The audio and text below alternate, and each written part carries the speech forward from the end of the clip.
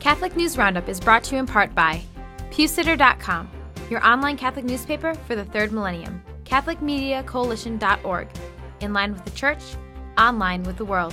And TheAmericanCatholic.com, politics and culture from a Catholic perspective.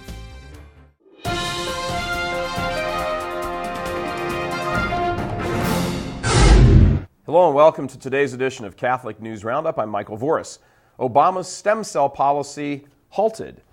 Funding the destruction of human embryos for stem cell research, a technique once banned but quickly legalized by the Obama administration, has now been temporarily shelved by a U.S. District Court judge.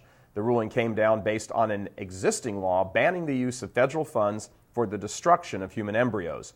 The case was initiated by Christian organizations opposed to the use of human embryos in such research, though present law does allow scientists to use human embryonic stem cells prepared outside of federally funded research initiatives.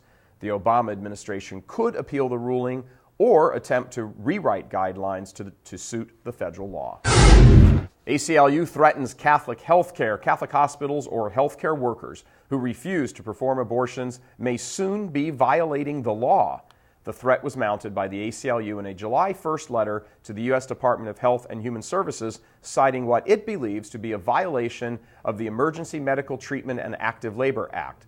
The ACLU says that religious hospitals and workers don't have the right to, quote, unlawfully deny pregnant women emergency medical care, unquote.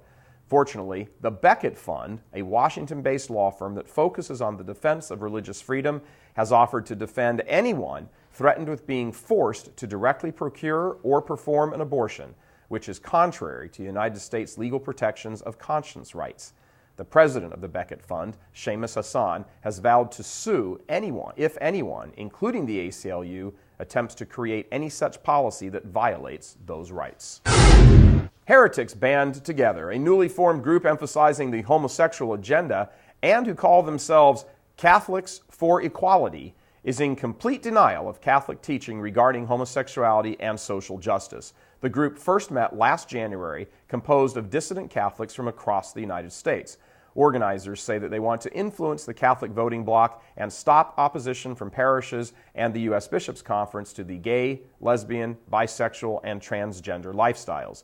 Their website says that the organization will launch activities on September 14th of this year, including assisting individuals on even the parish level to fight authentic Catholic teaching in the name of an arbitrary and selfish definition of Catholic social justice. What a story. Stay with us. Back in just a few seconds.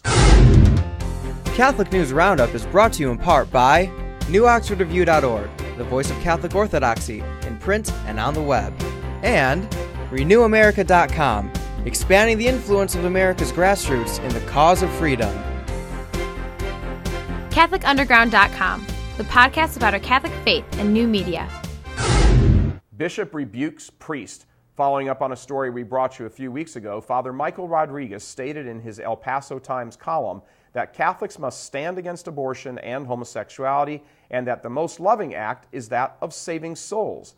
But Bishop Armando Ochoa of El Paso disagrees. He responded in a recent El Paso Times column of his own, saying, quote, I would like to state that previous columns claiming to speak for Catholic doctrine were the personal opinions of individuals and do not necessarily express the belief of the Catholic Church, end quote. The bishop went on to say, my concern in writing this reflection is not to change these teachings, but to offer a more pastoral understanding, translation, and compassion and tolerance in dealing with them, end quote.